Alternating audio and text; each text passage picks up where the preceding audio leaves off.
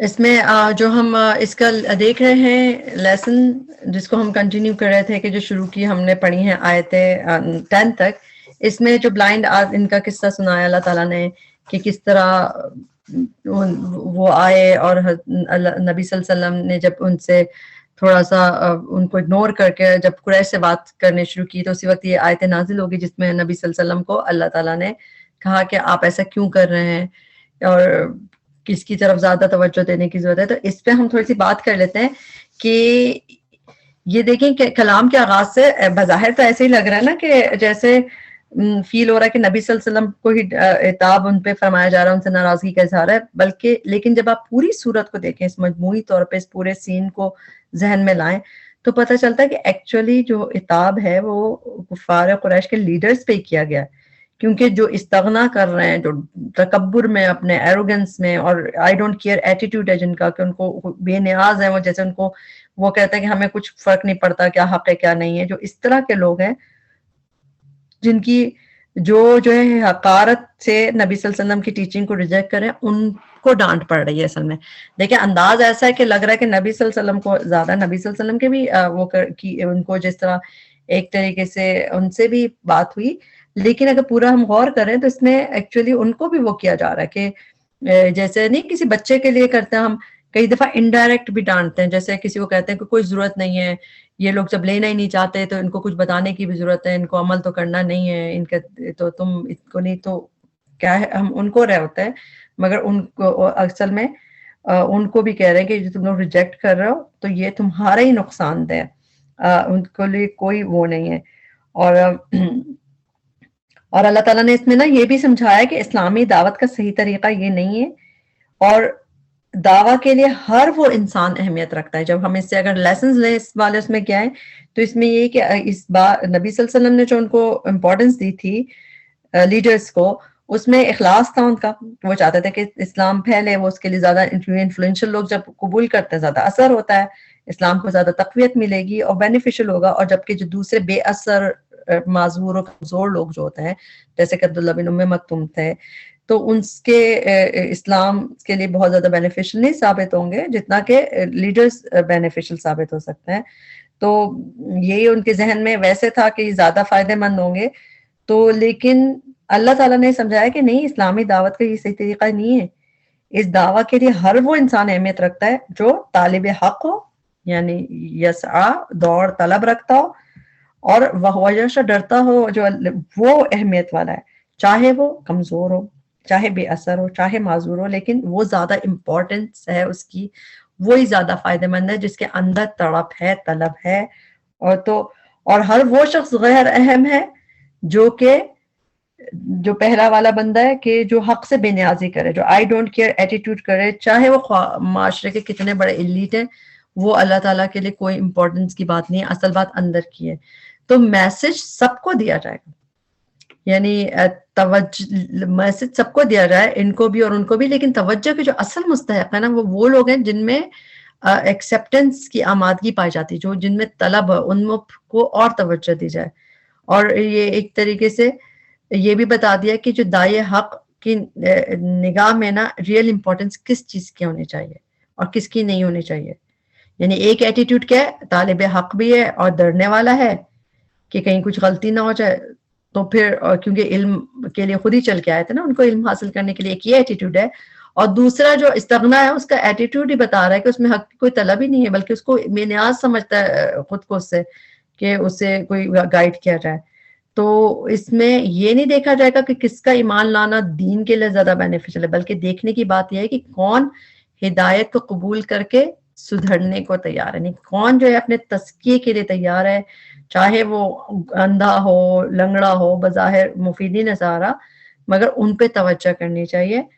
اور کیونکہ دعوت کا جو اصل مقصد ہے، جو ریئل آبجیکٹو قرآن کا یا میسج کا ہے کہ اصلاح تزکیہ، یعنی قرآن کے ذریعے لوگوں کا تزکیہ کیا جائے. تو یہ جو ہے وہ قیمتی ہے بندہ جو اپنا تزکیہ کر لے، کوشش کرے، اور جو دوسری پارٹی ہے جو کہ قدردان ہے ہی نہیں، چاہے وہ کتنی بااثر ہو، اس کے پیچھے پڑنے کی ضرورت نہیں ہے، ان پہ ٹائم ویسٹ نہیں کریں. اگر نہیں سدھرنا چاہتے تو آپ پہ ذمہ داری نہیں ہے، صرف آپ کے پاس ہے پہنچا دینا. اس کے علاوہ اگر دیکھا جائے یہ قصہ جو ہے جو ہم دیکھ رہے ہیں، اس کی کچھ اور بھی چیزیں دیکھ لیتے ہیں، لیسنس کہہ لیں کہ یہ قرآن کی حقانیت کی بھی دلیل ہے. یعنی یہ قرآن سراسر اللہ کی طرف سے ہے. اگر یہ نبی صلی اللہ علیہ وسلم خود گھڑا ہوتا معاذ اللہ جیسے لوگ کہتے تھے اس زمانے میں، تو ایسی آیات نہیں بیان ہوتی اس میں. تو یہ ایک بات یہ ہے. نمبر 2 یہ کہ معاشرے کے جو معذور لوگ ہوتے ہیں ان کے ساتھ بھی نرمی اور توجہ کا معاملہ کرنا چاہیے. اور نمبر 3 یہ کہ اسلام میں کوئی کلاس سسٹم نہیں ہے، ہر ایک رسپیکٹ کو ڈیزرو کرتا ہے، چاہے اور رسپیکٹ بھی ڈیزرو کرتا ہے. اور تبلیغ دین نصیحت کرنے میں بھی کوئی فرق نہیں، سب برابر ہیں، چاہے معذور ہو، چاہے چھوٹا ہو، کوئی بڑا ہو، فقیر، امیر، سردار، آزاد، غلام، عورت، مرد، اپنے پرائے، کوئی فرق نہیں ہے، سب کو نصیحت کی جائے گی. ہدایت دینا اللہ کے ہاتھ میں، آپ کے لیے سب کو نصیحت کرنا برابر ہے، یعنی خود سب کو برابر کرنا ہے. اور یہ جو 2 طرح کے گروپ ہے، یہ اے اور بی جو ہم نے کہا کہ ایک علم کا شوقین تھرسٹی لوگ اور ایک کیئرلیس ایٹیٹیوڈ والے، تو دونوں کو ہی اسلام میسج دیا جائے گا، دونوں کی طرف کام کرنا ضروری ہے، لیکن زیادہ توجہ ان کو دی جائے جو سیکھ رہے آئے. اور اس طرح مگر آج جو ہمارا ایک مین ایک اور پرابلم ہو گیا ہے کہ آج ہم مسلمان یعنی آج ہم غیر مسلمانوں کو تو مسلمان بنانے چاہتے ہیں، لیکن ہمیں اپنوں کو روکے رکھنا بھی بہت بڑا مسئلہ ہے. آج جو ہے ہماری نسلوں کی نسلیں جو ہیں مسلمانوں کی ایتھیسٹ بن رہی ہیں، تو آج ہمیں ان کی فکر کی بہت ضرورت ہے، جو اپنوں کی ہمارے مسلمانوں کی تعلیم و تربیت کی بھی بہت ضرورت ہے. ایسا نہ ہو کہ ہم باہر کام کرنے کی کوشش کریں اور ہمیں لینے کے دینے پڑ جائیں، کہ ہم باہر بھاگ رہے ہیں اور اپنا ہی گھر لٹ جائے. آج ہمارے دیہی علاقوں میں بھی مشنریز کام کر رہی ہیں اور لوگوں کو کرسچن بنا رہی ہیں. تو آج ہمارے بھی ریکوائرمنٹ کیا ہے کہ مسلمانوں کے تعلیم و تربیت کی حص رکھیں. غیر مسلم پرایوں کے لیے ضرور کام کرنا چاہیے، کیونکہ کسی کو کفر سے بچا لینا، جہنم سے آزاد کرنا بہت بڑی نیکی ہے، صحیح دعویٰ ہے. مگر جو اس کام کو شوق والے لرنرز کی کاسٹ پہ نہیں کریں، تو دونوں کام ضروری ہے. اور دیکھیں جب مسلمانوں کی تربیت ہوگی نا، مسلمانوں کو سکھایا جائے گا، اور جب وہ سیکھ کر دین پہ چلے گا تو وہ رول ماڈل وہی تو تبلیغ ہوگی. صحیح ہو سکتا ہے اسے دیکھ کے نان مسلم متاثر ہو جائیں، جیسے کہ صحابہ کرام اسی طرح تو تھے، نبی صلی اللہ علیہ وسلم نے ان کی تربیت کی اور اس کے بعد ان کو دیکھ دیکھ کے لوگ مسلمان ہو جاتے تھے، کیونکہ رول ماڈل تھے. اور آج مسلمان کیوں نہیں ہو رہے لوگ؟ یہ نہیں کہ اسلام کے میسج میں کوئی کمی ہے، بلکہ مسئلہ کیا ہے، مسلمانوں کا جو کردار ہے، اخلاق ہے، عمل ہے، وہ صرف نام کے ہم مسلمان رہ گئے، اسلام غائب ہو گیا. تو اسی لیے دونوں پہ قائم کرنے کی ضرورت ہے، اور اللہ تعالیٰ ہدایت دینے والا ہے. اور اس میں ہم ایک بات اور دیکھ کے آگے بات کریں گے کہ یہاں پہ اللہ تعالیٰ نے آپ صلی اللہ علیہ وسلم کو تنبیہ کیوں کی. یعنی کہ دیکھیں نا، وہ تو بلائنڈ تھے، انہوں نے تو دیکھا بھی نہیں تھا، ام مکتوم کو تو پتہ بھی نہیں چلا تھا کہ انہوں نے فراؤن کیا. تو اور یہ بھی تھا کہ آپ صلی اللہ علیہ وسلم کی جو ہرس تھی وہ پرسنل فائدے کے لیے نہیں تھی، دین کے لیے تھی نا، دین کے لیے وہ ان کو ایگر تھے کہ وہ لوگ لیڈر سن لیں. لیکن اللہ تعالیٰ نے آپ صلی اللہ علیہ وسلم کو تنبیہ کیوں کی کہ اتنا بھی کیوں کیا؟ تو اس لیے کہ دیکھیں جب عہدے بڑے ہوتے ہیں نا تو رسپانسبلٹی بھی بڑی ہوتی ہے اور پوچھ بھی زیادہ ہوتی ہے. کیونکہ عام آدمی اگر ایسا کرتا ہے نا تو کوئی بڑی بات نہیں تھی، انسانی فطرت ہے. لیکن آپ صلی اللہ علیہ وسلم کامل نمونہ اخلاق تھے، آپ صلی اللہ علیہ وسلم کے لائق نہیں تھی یہ بات، یہ جیسچر. اور کہ آپ صلی اللہ علیہ وسلم مقام محمود پہ، تو آپ کو بتایا جا رہا ہے یہاں پہ کہ بلائنڈ وی آئی پی ہے، اور آپ صلی اللہ علیہ وسلم کے لوگ دیکھتے تھے، ہر چیز نوٹ ہوتی تھی. تو جو جتنے اونچے مرتبے پہ ہوتا ہے نا تو اس کی چھوٹی چھوٹی بات پہ بھی پکڑ ہو جاتی ہے، کانسیکوینسز زیادہ ہوتے ہیں. جیسے کہ دیکھ لیں ایک کسی کمپنی میں کلرک کوئی غلطی کرے اور مینیجر کوئی غلطی کرے تو زیادہ کس کی پکڑ ہوگی؟ کیونکہ جس کو جتنا زیادہ رتبہ ملا ہوتا ہے اس سے نہیں پوچھ ہوگی کہ اس طرح. اسی طرح کوئی نیوز رپورٹر ایک بات کر دے ورسز کسی ملک کا وزیر کوئی بات کر دے، وزیر اعظم، تو بڑے لوگوں کی زیادہ پکڑ ہوتی ہے. ہم اس میں بھی ہم یہی دیکھتے ہیں. تو اس میں ہمارے لیے بھی یہ لیسن ہے کہ ہم بھی دین کی خدمت کرنا چاہتے ہیں، دائی بننا چاہتے ہیں، قرآن سیکھنا سکھانا چاہتے ہیں، بہت آنر کی بات ہے الحمدللہ. لیکن ذمہ داری بھی ہے، جو اخلاق ہے نا وہ بہترین ریکوائرڈ ہے. نان مسلمز کے ساتھ ہم پھر بھی مسکراہٹ اخلاق دکھا دیتے ہیں اس لیے کہ وہ لوگ اس طرح مل رہے ہوتے ہیں، لیکن ریگولر جو عام سننے والوں کے ساتھ یا اپنے قریبی لوگوں کو باتیں سنانا، ان کے ساتھ stubbornness، تو اس سے لوگ اسلام سے دور ہو جاتا ہے. تو دیکھیں رول ماڈل بہت امپورٹنٹ ہے، کہ عام مسلمان بھی رول ماڈل ہے، کافروں کے جب ہم نان مسلم میں رہتے ہیں، مگر اگر اس کے مقابلے میں قرآن پڑھنے والا ہو، ایک عام مسلمان اور قرآن پڑھنے والا، تو زیادہ ذمہ داری کس کی ہوگی؟ جو قرآن پڑھنے والا ہے، کہ آپ تو پڑھتے ہیں. اسی طرح پھر اس سے زیادہ ذمہ داری کس کی؟ جو قرآن پڑھانے والے ہیں، کہ ان کو لوگ اور دیکھ رہے ہوتے ہیں. اور پھر مسلمانوں کے لیڈر، تو جتنے جتنے عہدے ہوتے ہیں نا، تو ڈفرینٹ اسٹینڈرڈ پہ ریکوائرمنٹ بڑھتی جاتی ہے. اور آج بھی یہ بہت امپورٹنٹ ہے کہ اب ہماری رول ماڈلنگ کیسی ہے، ہمیں لوگ دیکھ رہے ہوتے ہیں. تو دین والے ہی آج افسوس کی بات ہے کہ لوگوں کو دین سے دور کرنے کا سبب بن رہے ہیں اپنے اخلاق کی وجہ سے. تو کیونکہ کیا ہوتا ہے کہ وہ اپنے دین کی وجہ سے، قرآن کی وجہ سے، حفظ کی وجہ سے دوسروں کو گاربیج کی طرح ٹریٹ کرتے ہیں، تو لوگ اور دور ہو جاتے ہیں، جبکہ ہر ایک رسپیکٹ کو ڈیزرو کرتا ہے. تو یہاں پہ ہو گیا کہ نان مسلمس کو بھی کرنی ہے، یعنی ان کو بھی دعویٰ کرنا ہے. اور سب اللہ تعالیٰ ہمیں اس کام کو کرنے والا بنائے، اس کو صحیح سے، اور ہمارے اندر ہی تڑپ اور طلب پیدا کرے، ہم ایفرٹس کریں. اور اللہ تعالیٰ اس طرح ہی، اللہ کے پاس قدر و قیمت انہی لوگوں کی. اور یہ بات یاد رکھے ہمیشہ، اللہ بے نیاز ہے. اللہ تعالیٰ کو کسی کی ضرورت نہیں ہے. جو دین کی طرف آئے گا اس کا اپنا فائدہ نہیں آئے گا، اس کا اپنا نقصان ہے. اللہ کو دین کی ضرورت نہیں ہے، ہمیں ضرورت ہے سیکھنے کی بھی، سکھانے کی بھی، اور خود بھی جڑنے کی، اپنے پیاروں کو بھی جوڑنے کی. اور یہ اب آگے چلتے ہیں. یہاں پہ اگلا جو آیت نمبر، یہ بھی اسی سے ریلیٹڈ ہے، 11 سے 16 آیت تک. اللہ تعالیٰ فرماتے ہیں کلا انہا تذکرہ، ہرگز نہیں، بے شک وہ ایک نصیحت ہے. اب یہاں سے کلا کا کیا اللہ تعالیٰ بات شروع کر رہے ہیں کہ ہرگز نہیں، کہ وہ ایک نصیحت ہے.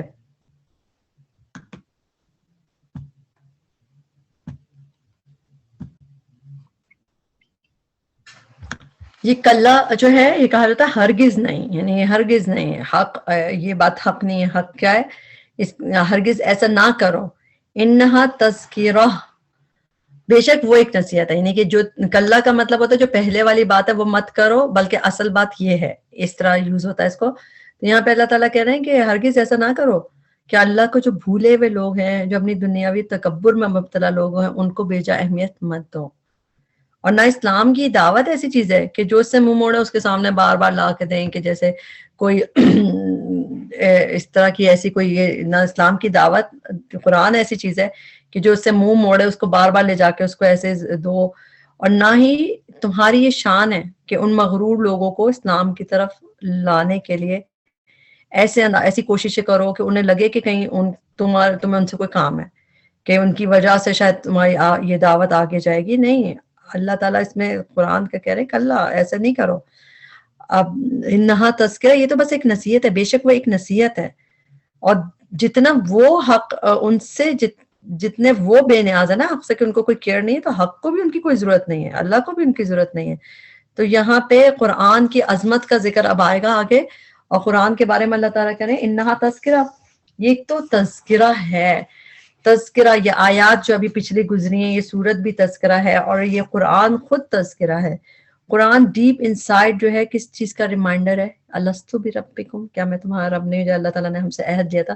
تو قرآن بار بار اس کو ریمائنڈ کرواتا ہے. تو تذکرہ ہے، یہ ریمائنڈر ہے، ٹرولی امیزنگ ریمائنڈر ہے قرآن. اگر اب یہاں پہ ریولیشن کے سٹیٹس بتا رہے ہیں نا یہاں سے آگے، تو قرآن جو ہے نا وہ موسٹ پاورفل ٹول ہے، یعنی کہ ریمائنڈر کا، کہ ریمائنڈرز دینے کے لیے بیسٹ ٹول جو ہے، یہ پاورفل ٹول قرآن ہی ہے. پہلے بھی قرآن نے ہی لوگوں کو بدلا تھا، ابھی بھی یہی بدلے گا. تو اللہ تعالیٰ نے کہہ دیا کہ یہ تو تذکرہ ہے، یہ تو بہت پاورفل ہے، یہ بہت زبردست ہے. اور ذہن میں پھر اس چیز کو لے کے آئیں کہ اب جیسے کوئی سیلس پرسن ہوتا ہے، وہ کوئی چیز جب کسی کو بیچنا چاہ رہا ہوتا ہے تو بہت زیادہ ڈیسپریٹ ہوتا ہے نا، کہ یہ دوسرا بندہ لے لے. تو پھر ڈفرینٹ دیکھ سے مینپولیٹ کرتا ہے، کہ اس کی بتاتا ہے چیزیں. تو اگر یہاں پہ دعویٰ جو دائی ہوتا ہے وہ بھی چاہتا ہے کہ لوگ سدھر جائیں، لوگ تزکیہ کر لیں، ریمائنڈر مل جائے، بدل جائیں. تو یہاں پہ اللہ تعالیٰ نبی صلی اللہ علیہ وسلم کو بتا رہے ہیں کہ یہ آپ یہ نہ سمجھیں کہ آپ کوئی معمولی چیز دے رہے ہیں. آپ صلی اللہ علیہ وسلم کوئی معمولی چیز نہیں دے رہے ہیں، کوئی چیپ چیز سیل نہیں کر رہے کہ کسی ڈسپلیٹ کرے، مینپولیشن کی ضرورت ہو. نہیں، یہ تو تذکرہ ہے، یہ تو خود بہت زبردست چیز ہے جو آپ کے پاس ہے. یہ کوئی عام چیز نہیں ہے. اس چیز کے بارے میں کہ یہ ایسے نہیں ہے چیز کے جس سے وہ منہ موڑے اور آپ اس کی یہ ویلیو کم ہے، نو یہ حق ہے، یہ اس میں ڈانٹ کا اندازہ کلام ہے نا کہ زجر کے جس کو ماننا ہے مانے، نہ ماننا نہ مانے. یہاں پہ نبی صلی اللہ علیہ وسلم کو کانفیڈنس دیا جا رہا ہے کہ آپ کے پیغام میں کوئی کمی نہیں، اگر کوئی فائدہ نہیں لینا چاہ رہا تو اس میں کمی ہے. کیونکہ آپ صلی اللہ علیہ وسلم تو اپنی آنےسٹی امانت کے لیے مشہور زمانہ تھے، اس کے باوجود اس زمانے میں اسلاموفوبیا تھا عروج پر، اور اس کی وجہ یہ نہیں تھی کہ پیغام میں کچھ کمی تھی، اس کی وجہ تھی کہ نیت ان کا تھا. آج بھی یہی پیغام سچا ہے، صرف نیت سچی ہو تو یہ خود کلام اثر کرتا ہے، کیونکہ یہ ہے ہی نصیحت. فمن شاء ذکرہ، تو جو کوئی چاہے نصیحت حاصل کرے اس سے. تو یہ قرآن خود نصیحت ہے، اور اب جو چاہے نصیحت حاصل کرے اس سے. یہاں پہ اوپن انویٹیشن دے دیا گیا، اوپن اپرچونٹی دے دی گئی کہ آپ کا کام پہنچانا ہے. اب کون نصیحت لیتا ہے یا نہیں اس کی ذمہ داری ہے، ہر ایک اپنی کیپیسٹی کے مطابق لے گا. تو مشن کیا ہے نبی صلی اللہ علیہ وسلم کا بھی، اس کے بعد ہمارا بھی، کہ ٹو ریمائنڈ تھرو قرآن، کہ قرآن کے ذریعے نصیحت کی جائے، بس دی جائے. اور اس میں کون تعلق بنانا چاہتا ہے، کون اس کو سیکھے گا سکھائے گا، کون وقت لگاتا ہے، تو یہ پھر اس کا معاملہ ہے کہ جو چاہے اس سے نصیحت حاصل کرے، جو چاہے اس سے تعلق بنائے. کوئی اس میں ریکوائرمنٹ بھی نہیں ہے کہ کوئی جی بہت ذہین ہوگا تو وہ زیادہ اچھا ہوگا، جو درس دے سکتا ہوگا بول سکتا ہوگا اس کا زیادہ تعلق ہوگا، یا اسٹیٹس یا ڈگریز ہوں گی تب پڑھ سکے گا. نہیں، کوئی بھی ہو جو چاہے گا اس سے نصیحت حاصل کر سکتا ہے. اور اس کا اسٹیٹس کیا ہے؟ فی صحف مکرمہ مرفوعۃ مطہرہ بایدی سفرہ کرام بررہ. یہ چاروں آیتیں اس میں بتائی گئی ہیں کہ وہ قرآن ہے کیا، اس چیز کیا ہے، کیا ایلیویٹڈ. فی صحف مکرمہ، صحیفوں میں ہے، مکرمہ عزت دیے گئے، مرفوعۃ مطہرہ بلند مرتبہ نہایت پاکیزہ. یہ کس چیز کی بات ہو رہی ہے؟ اس کے قرآن کے سٹیٹس کے بارے میں کہ تم تو اسے اہمیت نہیں دیتے، مگر یہ دیکھو کہ وہ باعزت صحیفوں میں ہے، کہ وہ صحیفے ہی ایسے ہیں کہ باعزت ہیں. اور کہاں پہ یہ اللہ کا جو کلام لوح محفوظ پہ ہے نا، جو سیکرڈ ڈاکومنٹس ہیں، جو اوریجنل کاپی ہے، اس کا ذکر ہو رہا ہے کہ وہ تو عزت دیے گئے صحیفوں میں ہے، اور بہت ہی بلند مرتبہ ایلیویٹڈ ہے، وہ بہت اوپر ہے وہ، اور مطہرہ بہت ہی پاکیزہ. تو تم اس کو ہلکا لے رہے ہو، کیجولی لے رہی ہو. اللہ تعالیٰ ان لوگوں کو نیچے کر رہا ہے کہ تم کیا ہو، یہ تو قرآن تو بہت باعزت ہے، اور یہ پاکیزہ ہے، یعنی ان صحیفوں میں جو پاکیزہ ہیں. تو یہاں قرآن کی تعریف محض اس کی بڑائی بیان کرنے کو نہیں کی گئی، بلکہ کیا پرپز ہے کہ متکبر لوگوں کو یہاں پہ جتایا جا رہا ہے کہ یہ عظیم الشان کتاب اس سے بہت بلند ہے کہ تمہارے سامنے پریزنٹ کیا جائے اور تم اسے ایکسیپٹ کر کے عزت ہو. نہیں، یہ تمہاری محتاج نہیں بلکہ تم اس کے محتاج ہو، اور تم جس قدر اس سے بے نیاز بنتے ہو نا، اس سے بہت زیادہ یہ تم سے بے نیاز ہے. اور صحف مکرمہ میں ہے، مطہرہ ہے، ہر قسم کی یعنی کہ امپیورٹی سے پاک ہے، یہ پیور ٹروتھ کی تعلیم پیش کی جاتی ہے، مطہرہ بالکل پیورڈ ہے. اور باقی بکس جو ہیں دنیا میں، باقی جو مذہبی بکس بھی تھیں وہ بھی پالیوٹیڈ ہو گئی ہیں، مگر یہ مطہرہ، یہ بالکل پاکیزہ ہے.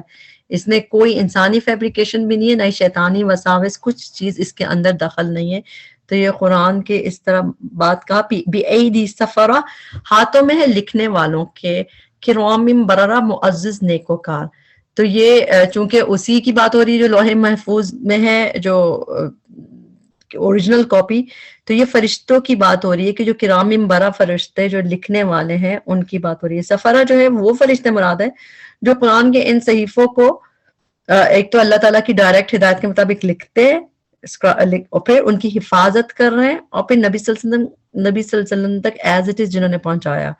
تو جو یہ فرشتے ہیں تو ان کے لیے دو چیزیں یوز کی، کرام بررہ یعنی معزز ہیں، کہ اتنے سے عزت ہیں کہ جو امانت ان کو سپرد کی گئی تو وہ ایسا نہیں، کوئی پاسبلٹی نہیں ہے کہ وہ اس میں کوئی خیانت کر سکیں، اور ڈیوٹیفل بھی ہیں. اس میں جو کرام بررہ میں نیکوکار بھی آتا ہے اور ڈیوٹیفل بھی آتا ہے، کہ وہ اپنی ڈیوٹی کو انجام دینے والے ہیں، جو ان کی اسائن ذمہ داری کا حق جو ہے پوری دیانت کے ساتھ انجام دیتے ہیں. تو وہ ایسے اینجلز ہیں، تو ان کے بارے میں بھی ان کے بھی پتہ ہے کہ وہ ہائیسٹ رینک اینجلز ہیں. تو یہاں پہ دیکھنے کہ آج تم لوگ اس سے فائدہ نہیں اٹھا رہے، تمہارا نقصان ہے. اور آج بھی دیکھیں کئی لوگ جو ہے نا، جو انٹلیکچوئل اور اس طرح ڈگریز ہولڈرز ہوتے ہیں، وہ قرآن کو اپنی شان کے مطابق نہیں سمجھتے. تو جبکہ قرآن سے فزیکلی نہیں اوپر، بلکہ ہر دل میں، ہر علم سے اوپر ہونا چاہیے. اور ہم اپنا اندازہ کر لیں کہ ہمارے دل میں قرآن کی کیا قدر ہے، تو بس اس سے اندازہ کر لیں کہ ہمارے وقت کا کتنا حصہ قرآن کے ساتھ گزرتا ہے، خود ہی ہمیں اندازہ ہو جائے گا کہ ہمارے دل میں اس کی کیا قدر ہے. اور کیونکہ دیکھیں ہم دنیا کے ایگزامس کے لیے تو کتنا راتوں جاگتے ہیں، لیکن کیا اس کتاب کے لیے راتوں جاگے کبھی؟ اور جو عزت کی بات ہے نا، تو قرآن سے جو چیز بھی قرآن سے جڑتی ہے نا، اس کو جو اس کی عزت ہے. جسے قرآن سیکھنے آنے والے سب سے زیادہ معزز، تم میں سب سے زیادہ عزت والے جو قرآن سیکھے اور سکھائی ہے، حدیث اپنے سب نے سنی ہوئی ہے. اسی طرح دیکھیں وہ ورقے، وہ صحیفے ہی عزت والے جو اس سے جڑے، جو قرآن جن میں لکھا ہوا ہے. اسی طرح وہ فرشتے پھر عزت والے ہو گئے جو کہ قرآن کو یعنی کہ ادھر بھی لکھتے ہیں. اور اسی طرح دنیا میں بھی جو کاتبین وحی تھے، جو صحابہ کرام جنہوں نے وحی لکھی، وہ اس میں آ گئے کہ وہ بھی عزت والے ہو گئے. اس کے بعد آج بھی جو قرآن سے جڑے گا وہ عزت والا ہو جائے گا. اسی طرح دیکھیں قرآن جس جگہ پہ نازل ہوا، مکہ مدینہ، وہ سب عزت والی. پھر جس نبی پہ نازل ہوا وہ تمام انبیاء پہ اعلیٰ. جس مہینے میں نازل ہوا رمضان میں وہ عزت والا. جس رات انا انزلناہ فی لیلۃ القدر اللہ تعالیٰ نے اس کو لیلۃ القدر بنا دیا. تو سبحان اللہ، یہ قرآن جو قرآن سے جڑتا ہے نا، اس کی عزت بلند ہو جاتی ہے. قرآن بہت بڑی دولت ہے، ہم نے ہی قدر نہیں جانی. تو قرآن کی حفاظت کرنے میں وہ سینے معزز ہو جاتا ہے جن دل میں قرآن حفظ ہو. اور جتنا بھی یاد ہو سکے ضرور کوشش کرنی چاہیے، کیونکہ جب ہم قرآن کو جتنی ہم اس کی حفاظت کرتے ہیں، اس سے اٹیچ ہوتے ہیں جتنا بھی زیادہ، اس کی برکتیں دنیا میں بھی دیکھیں گے اور آخرت میں بھی مرتبوں کا فرق ہوگا. آخری بات اس میں قرآن کی بات کر کے ہم اس کو کمپلیٹ کریں گے یہاں پہ، کہ نبی صلی اللہ علیہ وسلم نے فرمایا، صحیح بخاری کی حدیث ہے، کہ جو قرآن کو پڑھے اور اس کی مہارت حاصل کرے وہ بزرگ لکھنے والے فرشتوں کے ساتھ ہوگا.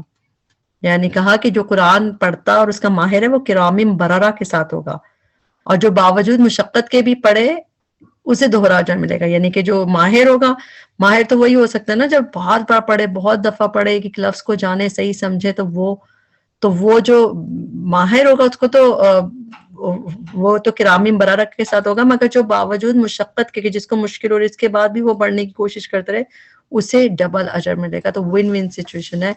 تو ضرور قرآن سے جڑیں اور اللہ تعالیٰ ہمیں شوق و تڑپ پیدا کرے. اللہ تعالیٰ ہمیں اس سے فائدہ اٹھانے والا بنائے اور اللہ تعالیٰ اس کی قدر کرنے والا بنائے. ربنا تقبل منا انك انت السميع العليم وتب علينا انك انت التواب الرحيم. سبحانك اللهم وبحمدك اشهد ان لا اله الا انت استغفرك واتوب اليك. السلام عليكم ورحمة الله وبركاته.